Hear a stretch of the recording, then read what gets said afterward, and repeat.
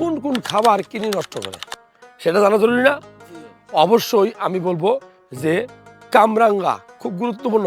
এটা অত্যধিক খেলে কিডনি ড্যামেজ হবে, যাদের কিডনি আগে থেকেই দুর্বল। আপনি যদি বিলম্ব ফল অনেক টক বেশি খান তাহলে আপনার কিডনি ড্যামেজ হতে পারে। আপনি ব্যথার ওষুধ অনেক বেশি খেলে কিডনি ড্যামেজ হতে পারে। আপনি কম পানি খেলে কিডনি নষ্ট হবে। আপনি যখন বেশি পরিমাণ পানি খান 8-9 লিটার 4-5 লিটার তাহলেও নষ্ট হতে পারে।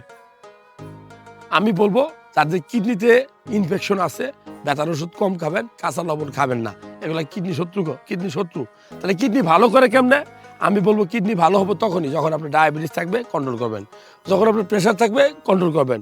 যখন আপনি কাঁচা পেয়ারা চামড়া সহ খাবেন, কাঁচা পেঁপে পেঁপে আমরা বলি যে কাঁচা পেঁপে না খেয়ে আপনি পাকা পেঁপে খেতে পারেন। আর কি খাবেন? আমি বলবো যে কাঁচা পেঁয়াজ, কাঁচা আপনার রসুন, দারুচিনি, লং, এলাচ, তারপরে এই যে কাঁচা পেয়ারার চামড়া, এগুলো সব, লেবুর রস, লেবুর চামড়া, এগুলো কিডনি ভালো রাখে।